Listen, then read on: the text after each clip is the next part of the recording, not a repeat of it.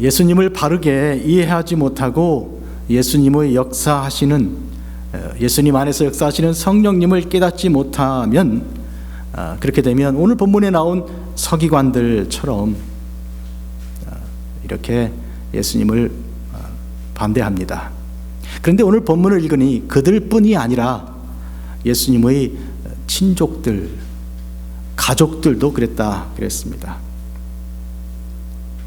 사람이 예수 그리스도를 영접하고 하나님의 자녀가 되는 것은 결코 혈과 육으로, 육신으로 되는 것이 아니고요, 오직 하나님의 뜻대로 되는 것이 분명합니다. 요한복음 1장 12, 13절은 이렇게 기록했습니다. 영접하는 자, 곧 그 이름을 믿는 자들에게는 하나님의 자녀가 되는 권세를 주셨으니 이는 혈통으로나 육정으로나 사람의 뜻으로 나지 아니하고 오직 하나님께로부터 난 자들이니라. 어떻게 예수 그리스도를 영접하고요, 어떻게 그 빛 되신 주님을 믿고 주의 자녀가 되는가? 이 육신으로는 할 수가 없고 하나님의 뜻으로, 성령께서 감동하심으로 그렇게 됩니다. 친족들이, 그 식구들이 예수님 미쳤다 이렇게 말하고 있습니다. 그런데 그 친척들 중에는 안타깝게도 예수님의 어머니와 동생들과 여동생들이 있습니다. 예수께서 집안에 계실 때 많은 사람들이 예수님을 찾았고 주님은 하실 일이 너무 많았습니다. 식사할 겨를도 없이 바쁘셨습니다. 어떤 일을 하셨을까? 말씀을 가르치셨고요, 오늘 본문에 보니 이 서기관들이 그가 귀신을 의지해서 귀신을 쫓아내는구나 이렇게 말한 것으로 보아 주님은 그 자리에서 귀신도 쫓아내시고 질병도 고치시고 하셨습니다. 그런데 예수님의 가족은 그가 미쳤다고 했습니다. 예수님께서 이와 같이 안에서 분주하게 말씀을 가르치시고 귀신을 쫓아내고 계신데 밖에서 예수님의 어머니와 누이들이, 동생들이 서 있습니다. 그리고는 그들은 안에 들어오지 않고 사람을 보내서 나오라 그럽니다. 예수님 거기 있지 말고 나오라고. 왜 그렇게 나오라 그럴까요? 오늘 본문 보니까 그들이 예수님을 붙들러 왔습니다. 붙잡아가지고 집에 가든지 병원에 넣든지 이러려고 온 것입니다. 한마디로 주님께서 지금 무슨 일을 하고 계신지, 또한 그분이 누군지를 정확하게 알지 못하고 세간에 있는 소문을 따라서 귀신 들렸다거나 혹은 정신병 걸렸다든지 이렇게 해서 주님을 잡으러 온 것입니다. 그 중에 어머니도 있고 누이도 있고 동생들도 있습니다. 이쯤에서 우리는 마리아가 어떻게 예수님을 미쳤다고 생각했을까 하는 굉장히 의아한 생각을 가집니다. 그러나 오늘 주님께서 이 질문을 그들에게 말합니다. 누구라고? 내 어머니, 내 동생들, 내 누이라고? 주님은 대신 안에 있는 사람들을 둘러보시면서 이렇게 말씀하셨습니다. 내 어머니와 내 동생들을 보라. 여기 내 어머니, 그리고 여기 내 동생들이 여기 있다. 그들은 밖에 있는 자들이 아니고 여기 이 안에 있지 않는가? 그리고 말씀하십니다. 누구든지 하나님의 뜻대로 행하는 자가 내 형제요, 내 자매요, 내 어머니다. 혈육으로 나와 피를, 육신의 피를 나누었다 하더라도 그들은 내 자매요, 내 형제요, 내 어머니일 수가 없다. 하나님의 뜻대로 행하는 자여야 한다. 이 어마어마한 말씀 주님께서 주셨습니다.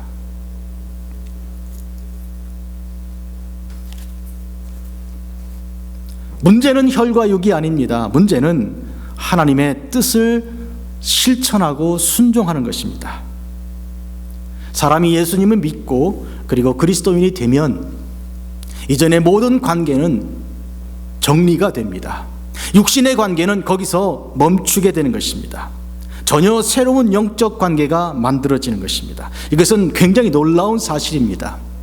교도소에서 말씀을 전할 때 제가 그분들에게 이렇게 말합니다. 여러분이 이 교도소에서 예수님 만나 영접해 그리스도인이 됐는데 세상에 나가면 이전 친구들이 다시 와서 여러분을 환영할 텐데, 그러나 여러분은 기억하셔야 합니다. 여러분은 그리스도 안에서 전혀 새로운 사람이 되었고 새로운 관계가 만들어졌습니다. 여러분의 형제와 자매들은 그리스도 안에서 발견되는 것입니다. 그러므로 이전 사람들은 더 이상 여러분과 관계가 없습니다. 이전에 그들이 찾던 여러분은 죽었습니다. 그것을 선포하셔야 합니다.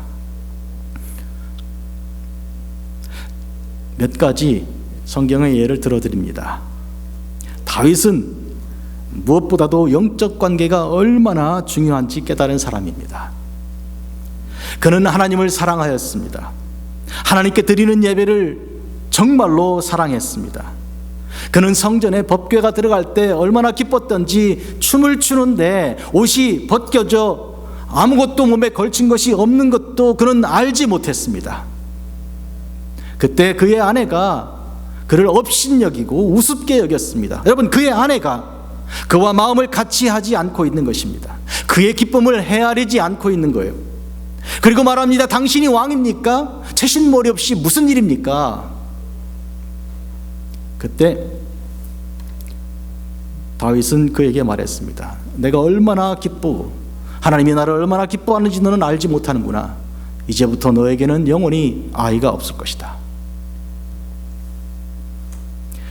그의 가정생활, 인간적인 육신의 가정생활은 그의 영적인 아름다움과 그 성전에 드리는 예배에 비하여 참 불행하였습니다.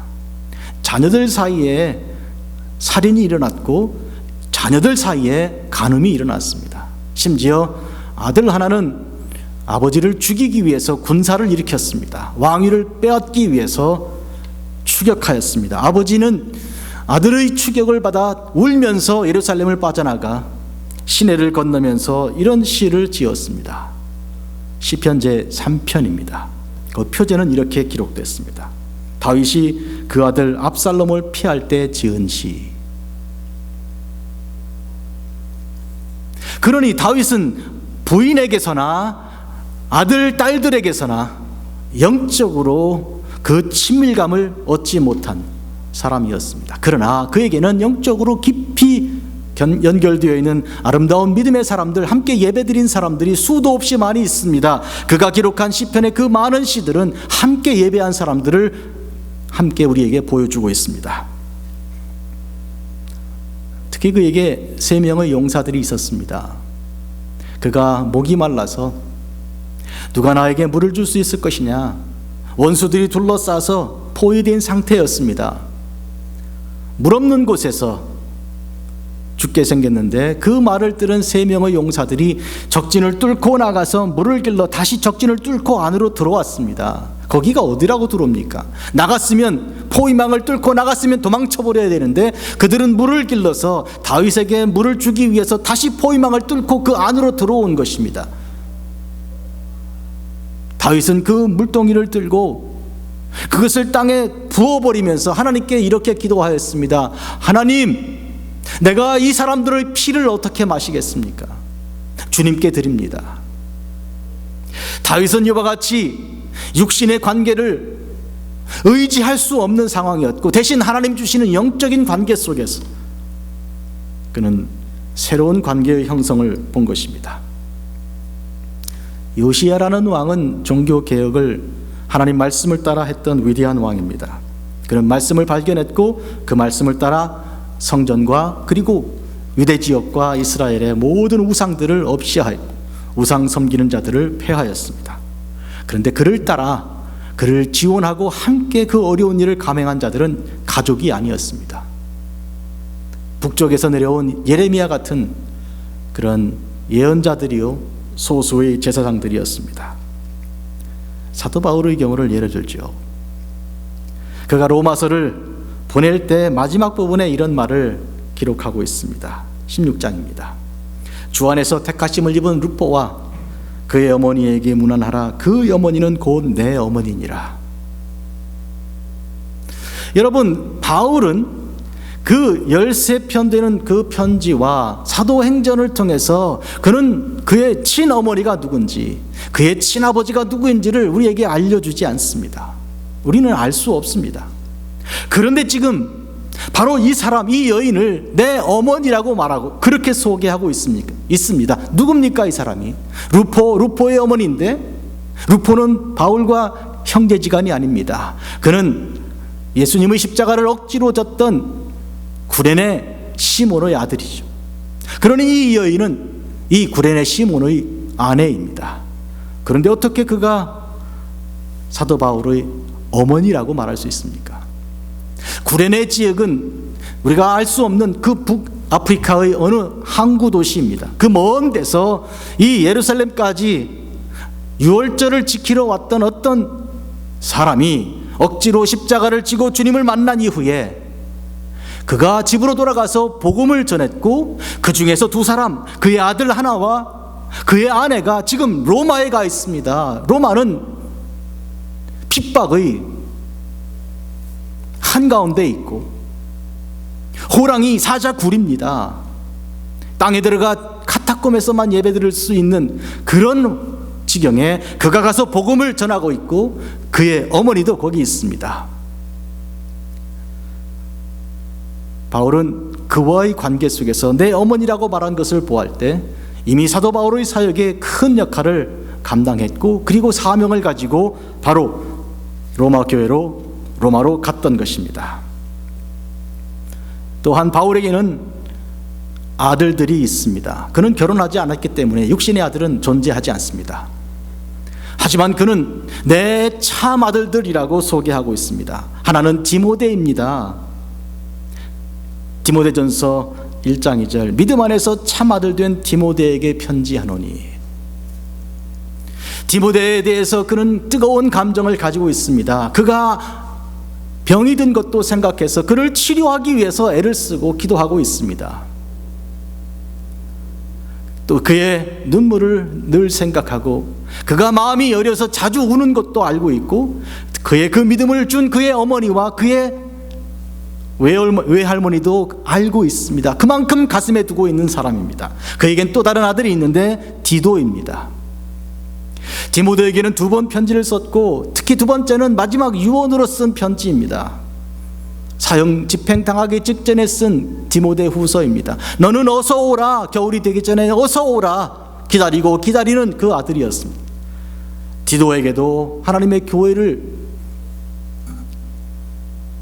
목회하기 위한 그런 서신을 기록해서 그가 하지 못한 일을 그 믿음의 아들 디도가 계속 이어가게 했습니다. 1장 4절입니다. 같은 믿음을 따라 나의 참아들 된 디도에게 편지하노니. 같은 믿음을 따라. 지금 주님께서 말씀하시는 바, 나의 친족 누구냐 도대체 그들이 문 밖에서 나를 나오라 그러고 나를 미쳤다고 하고 붙들어다가 어디로 데려가려는 그들이 아니다. 지금 이 안에서 하나님 말씀을 듣고 말씀을 순종하는 이들이, 너희들이 내 어머니요 너희들이 내 누이요 형제들이다. 지금 바울에게는 디모데와 디도가 육신의 혈통은 아니나 그러나 믿음 안에서 같은 믿음을 따라 아들들이 되었습니다. 또한 바울에게는 생명을 자기들의 목까지 내어놓은 그런 귀한 사람들도 있었습니다. 브리스길라와 아굴라입니다. 로마서 16장 4절은 이렇게 기록합니다. 그들은 내 목숨을 위하여 자기들의 목까지도 내어놓았느니. 브리스길라와 아굴라와 바울은 아무 혈연 관계가 없습니다. 그러나 믿음 안에서 하나님을 알고 참 믿음으로 이와 같은 관계가 만들어진 것입니다. 사랑하는 성도 여러분, 여러분의 가족을 돌아보시고 그들이 혈통으로 혈육으로 그러나 더 영으로도 아내가 되고 자식이 되고 남편이 되기를 위해서 기도해야 합니다. 오늘 말씀 중에 특별히 우리가 마음에 큰 의문이 일어나는 말씀 한 가지는 주님께서 하신 말씀입니다. 누구든지 성령을 모독하는 자는 영원히 사함을 얻지 못하고 영원한 죄가 된다. 성령을 모독한다면 다른 죄는 다 용서받는데 어떻게 성령을 모독하는 죄는 용서받지 못한다 하는 말씀을 오늘 주셨을까요? 예수님께서 십자가 위에서 못 박혀 돌아가셨을 때 마지막 하신 일은 아버지 저들을 사하여 주옵소서 자기들이 하는 일을 알지 못함입니다. 이렇게 그들을 십자가 못 박고 조롱하는 자들까지 용서하신 주님이신데, 그런데 오늘 어떻게 영원한 죄가 된다는 이 말씀을 하셨을까요? 이 말씀의 뜻을 우리가 깊이 기억해야 합니다. 그것은 뭔가 하면 성령을 모독하면, 성령을 부정하면 예수님께서 저들의 주인이 되시고 주가 되시는 것을 절대로 고백할 수 없기 때문입니다. 예수님께서 구주가 된 것을 고백할 수 있기 위해서는 하나님의 성령이 필요합니다. 고린도전서 12장 3절이죠. 잘 묵상해 보십시오. 그러므로 내가 너희에게 알리노니 하나님의 영으로 말하는 자는 누구든지 예수를 저주할 자라 하지 않고, 미쳤다고 말하지도 않고 사탄의 힘을 빌렸다고 말하지 않는다, 그 말이에요. 또 성령 아니고는 누구든지 예수를 주시라 할 수 없느니라. 성령 아니면 예수님을 주라고 할 수가 없는데 그 성령을 모독하고야 어찌 예수님을 주라고 할 수 있습니까? 예수님이 죽으신 그 피로 내가 사함받는데 주님을 내가 주님으로 영접하지 않고 그 피가 내게 무슨 관계가 있습니까?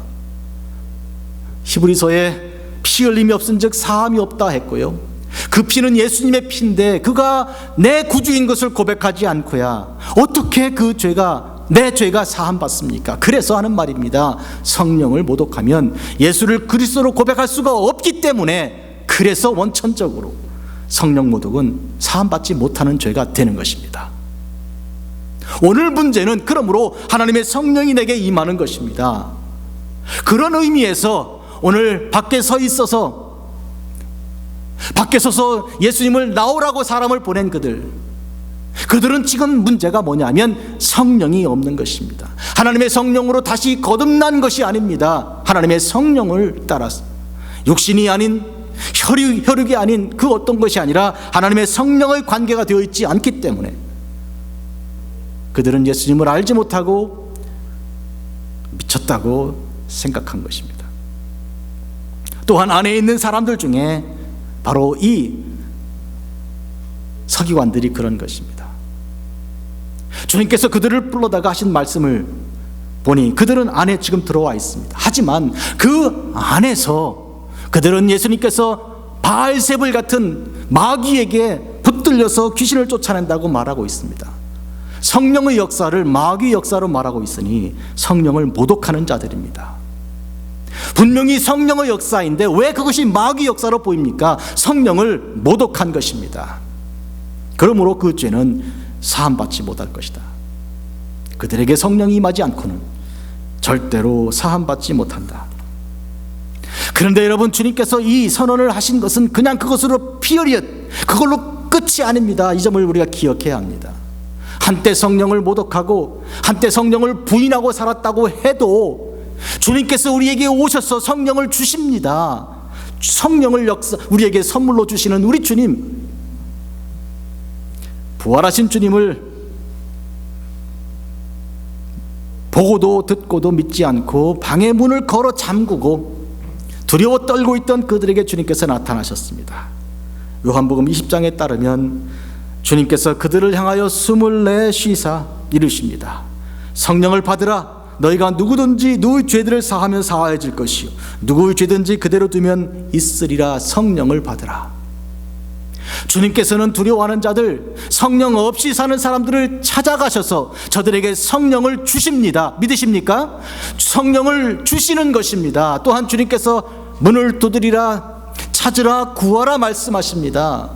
뱀을 주는 부모가 없는 것처럼, 돌을 떡 대신 주는 부모가 없는 것처럼 하나님께서는 좋은 것을 주신다. 구하라, 찾으라, 문을 두드리라. 그리고 말씀하시기를 성령을 구하라. 반드시 주신다. 성령은 반드시 주신다. 구하면 이런 의미에서 주님께서는 우리가 성령의 사람 되기를 원하고 계시고 그 성령을 우리에게 선물로 주신 것입니다. 주님께서 십자가를 지시고 그리고 이 세상을 떠나 승천하시면서 내가 가는 것이 너희에게 유익하다. 왜냐하면 보혜사 성령께서 오실 것이기 때문에. 그러므로 주님께서는 하늘에서 하나님의 영을 우리 예수 그리스도께서 우리에게 보내주신 것입니다. 이것이 우리에게 유익한 것입니다. 승천하시기 직전에 예수님께서 이런 말씀 주셨습니다. 사도들과 함께 모이사 그들에게 분부하여 이르시되 예루살렘을 떠나지 말고 내게서 들은 바 아버지께서 약속하신 것을 기다리라. 요한은 물로 세례를 베풀었으나 너희는 몇 날이 못되어 성령으로 세례를 받으리라. 기다려라. 반드시 성령이 너에게 임할 것이다. 오늘 우리에게 가장 중요한 문제는 이와 같이 하나님의 성령이 내게 오기를 기다리고 사모하고 문을 두드리고 그리고 찾고 구하는 것입니다. 밖에 서서 예수님을 불러내던 그 형제들 중에 2명이 드디어 성령 충만을 받았습니다. 적어도 2명인데 나머지는 우리가 알 수 없기 때문이죠. 하나는 야고보요, 하나는 유다입니다. 이들은 특히 야고보는 예루살렘 교회의 지도자가 되었고요, 야고보서라는 책을 기록하였습니다. 아시죠? 히브리서 다음에 있는 야고보서. 그리고 유다 또한 유다서를 기록하였습니다. 요한계시록 바로 앞에 있는 책인데, 이들이 예수님을 미쳤다고 생각했던 그들이 예수님을 바로 알게 되고 그리고 성령의 사람이 되어서 예수님의 진짜 참 형제들이 되었습니다. 문제는 누구라도 성령님을 모독하는 차원에 그냥 머물러 있으면 그는 영원한 벌을 받고야 마는 것입니다. 그러나 문제는 성령을 구하여 그들의 지난 날을 회개하고 다시금 주 앞에 성령의 사람으로 변화되면 그는 지난 날의 모든 죄가 사함받는 것입니다.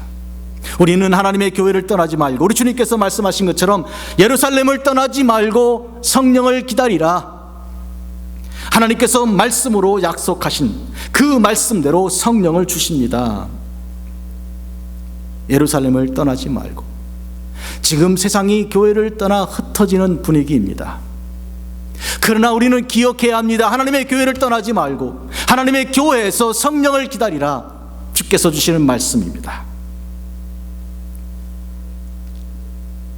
오늘 본문 안에 들어있는 중요한 말씀이 있습니다. 그게 뭔가 하면요, 내가 귀신 들린 것이 아니다 라는 말씀을 하시는 주님의 그 중요한 근거 몇 가지입니다. 첫째로, 귀신이 내가 귀신 들려서 귀신 쫓아낸다면 귀신끼리 서로 싸우는 것 아니냐? 그게 가능하냐? 가능하지 않다. 성경은 한 번도 귀신끼리 싸우는 얘기를 쓰고 있지 않습니다. 귀신은 안 싸웁니다. 그러니까 내가 귀신 들려서 내가 귀신을 쫓아낸다면 그건 귀신끼리 싸우는 거 아니냐? 그건 말이 안 된다. 귀신을 쫓아낸다면 나는 하나님의 영 성령으로 쫓아내는 것이다. 그런 말씀입니다. 두 번째는, 어떤 나라가 있는데 그 나라 안에서 서로 싸운다면 그 나라가 설 수 있겠는가? 내분이 있어서는 그 나라가 망하고 마는 것이다. 또 세 번째로, 한 가족이 있는데 가정이 안에서 서로 싸움질하면 그 가정이 설 수 있겠는가? 흩어지고 마는 것이다. 깨지고 마는 것이다. 가정이 세워지기 위해서는 절대로 싸워서는 안 된다. 마지막으로, 강한 자를 결박해야 그 집에 들어가서 세간을 늑탈할 수 있다. 무슨 얘기인가요? 우리의 원수가 누군지를 정확하게 파악해야 한다는 것이죠. 귀신들도 자기들끼리는 싸우지 않는데 왜 너희들끼리 싸우는가? 주님의 말씀입니다. 이것이 오늘 초점입니다. 귀신들도 싸우는데 왜 너희들은 주님의 자녀로서 예수 그리스도가 미쳤다고 말하거나 바알세불에 집혔다고 말하는가? 있을 수가 없다. 그런 의미에 우리는 서로 사랑하라. 우리는 이 명령과 이 말씀을 듣습니다. 악한 자도 안 싸우는데 왜 너희들이 부르심받은 너희들이 서로 싸움질하는가? 마귀는요, 정확한 것이 하나 있습니다. 그리고 잘하는 것이 하나 있습니다. 뭐가 정확한가 하면 누가 적인지를 정확히 알고요, 잘하는 것은 절대로 자기들끼리 싸우지 않습니다. 베드로전서 5장 8, 9절은 근신하여라 깨어라 너희 대적마귀가 우는 사자같이 두루다니며 삼킬 자를 찾나니 너희는 믿음을 굳게 하여 그를 대적하라.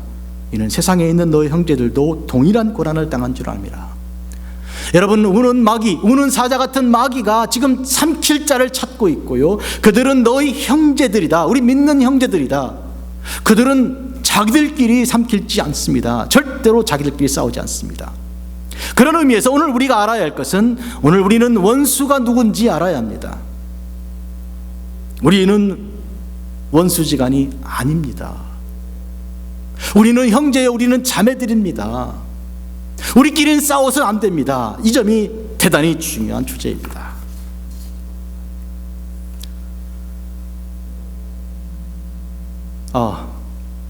어제 그저께는 우리 교회 휴지나 필요하지 않나 해서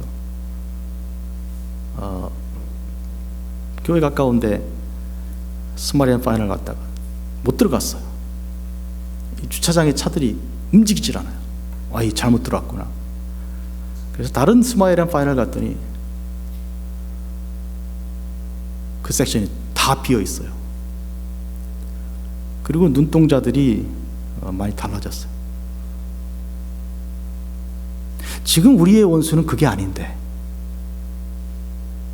왜 우리끼리 이렇게 눈을 이렇게 뜨는가? 중요한 것은, 모든 전쟁에 가장 중요한 것은 피와 알을, 즉 적과 나의 아군을 구별하는 것입니다. 그것이 구별이 안 되면 자기끼리 싸우다 망하는 것입니다. 오늘 여기서 우리는 절대로 원수들이 아닙니다. 서로 도와야 하고 서로 합력해야 할 사람들입니다. 여러분, 불쌍히 여겨야 됩니다. 우리의 원수는 지금 바이러스이죠. 그걸 통해서 우리 교회를 흔들고 있는, 가정을 깨뜨리려고 하고 있는 원수 마귀죠. 절대로 우리끼리가 아닙니다. 여러분, 우리끼리는 형제요 자매들입니다. 마귀들도 그렇게 하지 않는데 왜 우리가 그렇게 합니까? 이거는 안 될 일입니다. 여러분,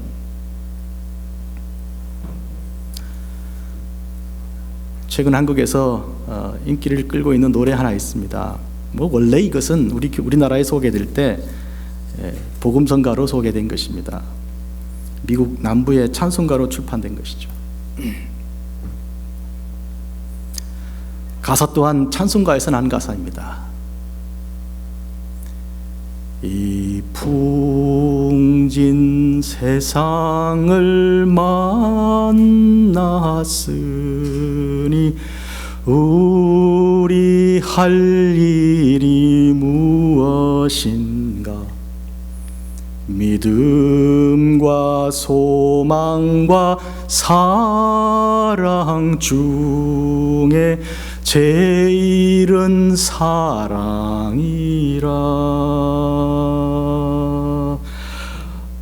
형제여 서로 사랑하자. 우리 서로 사랑하자.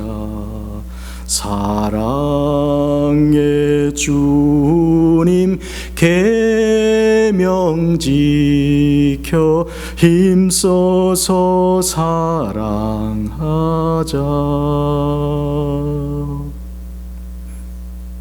이 풍진 세상 만났습니다. 우리 할 일이 무엇입니까? 묻습니다.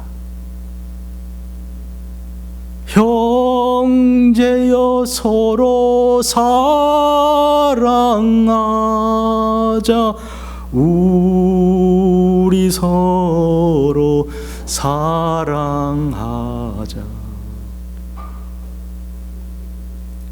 지금은 사랑할 때입니다. 예수님께서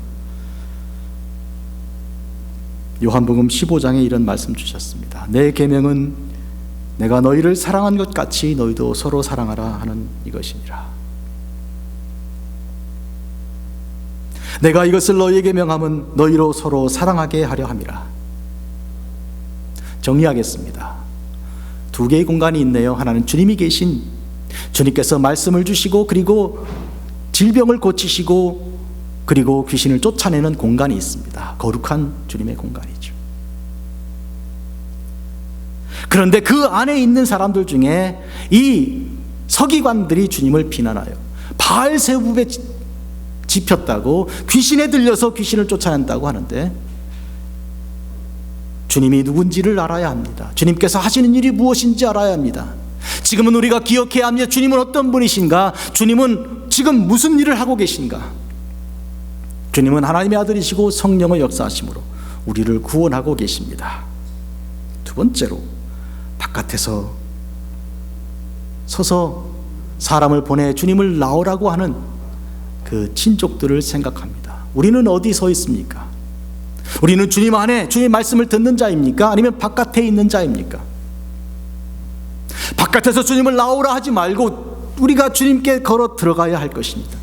들어가서 주의 말씀을 듣고 그 말씀을 순종하기 위해서 힘쓰는 자가 되어야 합니다. 이것이 오늘 말씀의 초점입니다.